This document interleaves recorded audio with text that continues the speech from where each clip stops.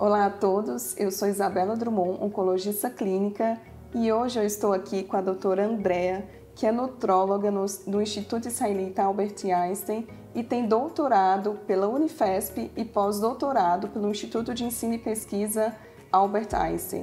Andrea, é uma satisfação muito grande estar aqui com você hoje. Muito obrigada pelo convite e nós hoje vamos esclarecer algumas dúvidas que são bastante comuns nos pacientes no consultório. Obrigada. Não, eu que agradeço, tá? Para a gente estar aqui conversando, para esclarecer as dúvidas dos pacientes. Eu acho que isso é super importante e o aspecto nutricional é algo que chama muito o paciente oncológico. Exatamente. Uma das dúvidas que eu já recebi tanto no consultório quanto nas redes sociais é seguro utilizar creatina durante o tratamento oncológico? Eu confesso que eu fui fazer uma pesquisa para procurar alguns estudos que embasassem a minha orientação para esses pacientes e eu vi que os dados são bastante conflitantes. Alguns estudos mostram que a creatina é sim segura e eficaz, que inclusive ela tem uma ação de supressão tumoral, enquanto outros estudos em modelos animais, em ratos no laboratório, mostram que a creatina ela pode levar a uma progressão do tumor. Então a minha dúvida é, qual que é a sua avaliação desses estudos e como que você orienta esse paciente? Então, a maioria dos estudos, sempre mostrou que a creatina ela é importante para aumento de massa muscular. Então, a gente sempre usou muito creatina para atleta, para quem faz atividade física, para ganhar massa muscular. É lógico que tem contraindicações, que você tem que fazer avaliação, e a partir daí a gente começou a usar nos pacientes oncológicos. Por quê? Porque a massa muscular, ela muda o prognóstico do paciente, né? Quanto mais massa muscular você tem melhor resposta ao tratamento, menos morte, né? Menos complicações. Então, tudo isso ajuda. É lógico que existem, a maioria dos trabalhos mostram que a creatina é benéfica. Até o ano passado saiu um trabalho da Yannis fazendo um levantamento e mostrou que pessoas que usavam creatina tinham menos risco de câncer. Porém, saiu um estudo em modelo animal falando que a creatina pode sim aumentar o tamanho tumoral, mas a gente não tem essa comprovação em humanos. Então a gente ainda tem, eu acho que tem que usar sim com parcimônia para quem tem indicação e ficar sempre junto com o oncologista para ver o que está acontecendo. Essa ação antitumoral da creatina, ela se deve ao aumento da massa muscular. Eu vou usar creatina, eu tenho mais massa muscular, então eu vou ter sim um sistema imunológico mais combatente ao câncer, eu vou ter menos complicações do câncer. Mas se isso em humanos aumenta o tamanho tumoral, a gente não tem essa resposta.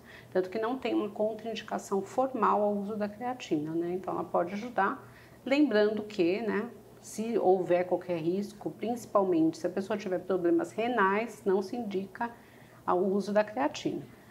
E também doses usuais, que a gente usa de 3 a 5 gramas, mais que isso não. Então, usar com cuidado, individualizar, e também você pode usar outras formas para aumentar a massa muscular, sendo que é importante fazer atividade física, não adianta só tomar o suplemento. Exatamente. Então, pelo que eu entendi, tanto o paciente que está em tratamento oncológico, quanto aquele que já finalizou o seu tratamento, que são os sobreviventes do câncer, é seguro fazer uso da creatina até o momento, com os dados que a gente tem neste momento. Sim, até esse momento sim. O paciente que sobreviveu ao câncer, a gente sabe que a massa muscular e a prática de atividade física também são importantes para você ter menos recidiva e menos risco de um segundo câncer. Então, nesse paciente que eu já estou com o câncer todo controlado, a gente fica muito mais tranquilo em relação a esses estudos em modelo animal. Durante o tratamento do câncer, a gente também tem a segurança do oncologista estar sempre avaliando esse tumor. Então, se você vê que está realmente acontecendo alguma coisa diferente, você pode pensar nisso. Mas a gente ainda não tem uma comprovação falando, não, realmente a creatina aumenta o tumor, A gente tem muito mais trabalhos falando do contrário, de uma resposta antitumoral. E existe um tempo limítrofe para fazer uso da creatina ou não? Então, a gente sempre acompanha a creatinina, que é um exame de sangue para ver a parte renal, para ver se você está tendo Porque quando eu começo a usar creatina, eu sempre vou ter um aumento da creatinina. O que não pode acontecer é ser um aumento que prejudicial, né? Que comece a levar à insuficiência renal. Então a gente vai fazer esse acompanhamento. Às vezes não é a creatina, às vezes um outro quimioterápico, alguma outra coisa pode afetar a parte renal, mas aí eu tenho que parar a creatina. Tirando esse caso de alteração renal, eu não tenho um tempo definido para usar, eu posso usar indefinidamente. Lembrando que a atuação dela é diária, por isso que a gente precisa tomar todo dia, né? E é isso que a gente fala, né? A pessoa parou de tomar uma semana, você já vê a diferença na massa muscular. E algumas pessoas também não são sensíveis à creatina. Você prescreve a creatina e você não vê nem aumento de massa muscular, nem melhora da performance. Tem pessoas que você vê só aumento da massa muscular, pessoas que você só vê aumento de performance e gente que você vê os dois. E tem pessoas que você não vê nada. Então, tudo isso você tem que acompanhar. Perfeito, nossa. Eu também aprendi muito, né, com essa dúvida dos pacientes e nada melhor do que alguém que é referência em nutrologia no Brasil para poder nos esclarecer essa dúvida que é muito comum. Obrigada, viu, Andréia? Uma outra pergunta que eu também recebo muito é em relação ao uso da cúrcuma na prevenção do câncer. A minha maior dificuldade são aqueles pacientes que perguntam: doutor, eu posso comprar aquele comprimido, aquela cápsula que vende na farmácia? E eu não sei, por exemplo, a quantidade que tem ali de cúrcuma, se é seguro, se não é, o quanto que eu vou estar ajudando aquele paciente com esse comprimido. Porque quando é o açafrão que está na natureza, que dá para poder utilizar como tempero dos alimentos, eu me sinto muito mais confortável de falar: não, você pode usar, porque tem estudos que mostram, né, a ação anti-inflamatória, uma ação aí nas vias de sinalização na célula, modulando aí a apoptose, levando a apoptose de célula tumoral. Enfim, qual que é a sua recomendação para esses pacientes que querem prevenir câncer em relação ao uso da cúrcuma? Então, a cúrcuma ela é um potente antioxidante, ela tem essa ação anti-inflamatória também. A maioria dos estudos que foram feitos com a cúrcuma não é tanto em relação à prevenção. Como um antioxidante anti-inflamatório, a gente pode pensar que, se a pessoa tem menos inflamação, ela vai ter um risco menor de câncer, mas a gente sabe que o câncer é muito complexo, tem várias causas. A gente tem muitos estudos, por exemplo, em cânceres do trato gastrointestinal, que mesmo mostraram que esses pacientes têm uma evolução melhor. Então, quanto se usa? Geralmente 500 miligramas de cúrcuma, Como é muito difícil conseguir isso diariamente na alimentação, tirando os indianos que usam a cúrcuma para tudo, você geralmente prescreve cápsula, porque aí a pessoa consegue, principalmente no Brasil, que a gente não tem o costume de usar. Então, eu consigo ter isso. Então, para câncer do trato gastrointestinal, a gente tem muito mais evidência científica durante o tratamento. Algumas pessoas estão usando também para problemas articulares, então começou a ser usado na ortopedia. Na ortopedia já se usa também de 250 a 500 miligramas. Algumas pessoas já me perguntaram: mas eu posso usar isso para neuropatia, por exemplo, que é algo comum que vem com a quimioterapia? A gente não tem definido que isso vai ajudar, mas tem algumas pessoas que falam: eu acho que pode ser usado, mas não tem um consenso. Para outros tumores que não do trato gastrointestinal, não existe um consenso, mas, por exemplo, a gente usa, às vezes, a cúrcuma em obesidade, em síndrome metabólica. Então, câncer de mama, quando você faz o bloqueio hormonal, é muito comum a mulher engordar, por conta da menopausa provocada, Então, é algo que você pode usar também. Agora, em termos de prevenção, acho que mais do controle de doenças crônicas, de ajudar em doenças crônicas. Se você tem essa doença crônica controlada, como a síndrome metabólica, você vai ter um risco menor de câncer. Mas é seguro o uso. Não, perfeito. Então, para os pacientes que tinham dúvida se podiam utilizar ou não a cúrcuma, mesmo em forma de cápsula, como a doutora Andréia explicou muito bem, é seguro utilizar aí essa dose de 500 miligramas. Uma outra dúvida, Andréia, é em relação ao nível ideal de vitamina D para a prevenção do câncer. Nós tivemos um estudo recentemente apresentado no maior congresso de oncologia, que é o Congresso Americano, que mostrou que aquelas pacientes que tinham nível de vitamina D abaixo de 20, que estavam na menopausa, que elas tiveram um risco de 45% em relação ao câncer de mama. E aquelas que estavam na pré-menopausa também teve um risco aumentado, porém de magnitude menor. Qual que é a sua recomendação em relação ao nível ideal de vitamina D sérico, né? Ou seja, aquela vitamina D que a gente dosa no sangue para a gente prevenir câncer? Então, isso é bem interessante, né? O Congresso Americano de Oncologia, nos últimos 10 anos, tem publicado, né, estudos sobre vitamina D. Então, a vitamina D já tiveram estudos falando de prevenção de câncer de uma forma geral. Depois teve um estudo muito grande falando que ela não prevenia câncer, e agora a gente tem esse novo estudo falando que em mulheres pós-menopausadas diminui risco de câncer de mama. O que é ideal? É que eu tenha um nível de vitamina D normal, né? Então, qual que é esse nível? Níveis acima de 30. Né? Então, assim, eu vejo muitas pessoas usando superdosagens de vitamina D, isso também não é bom. Eu preciso corrigir esse nível, se está, né, o 20, abaixo de 20 é deficiente, e entre 20 e 30 é insuficiência de vitamina D. Então, eu preciso corrigir esse nível, não preciso ficar muito acima.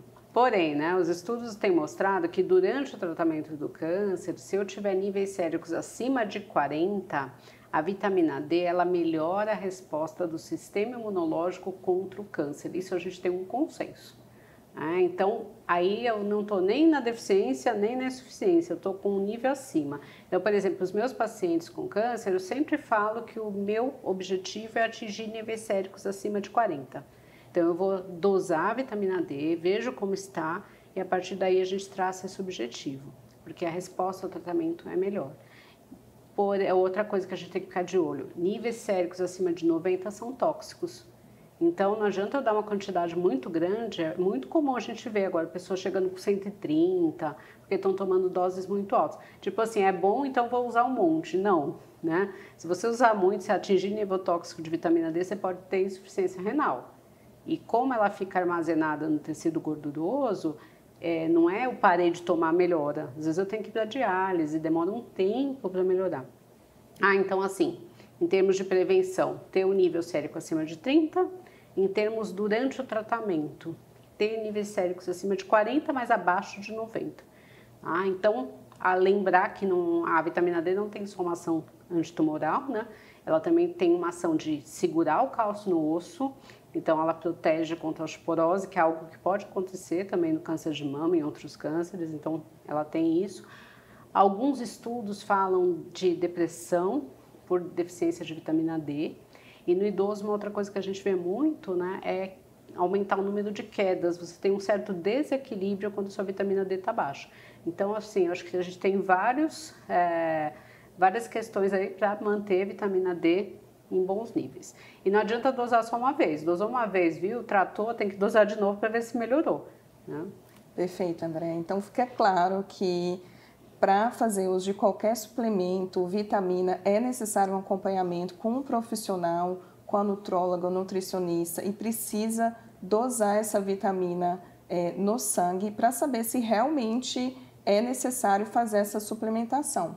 Porque, como a doutora André explicou, quando a gente tem doses muito elevadas, a gente pode sofrer uma intoxicação, inclusive, né, sendo necessário fazer até hemodiálise para a gente diminuir o nível sérico daquela vitamina.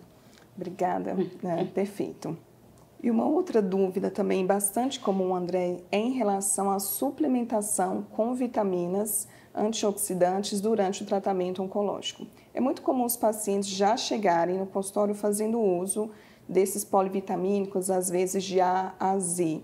E nós temos um estudo recente que mostrou que durante o tratamento oncológico de pacientes com câncer de mama, o uso concomitante de alguns antioxidantes, vitamina B12 e ferro, isso mostrou um resultado menor em relação ao desfecho do tratamento do câncer de mama dessas pacientes.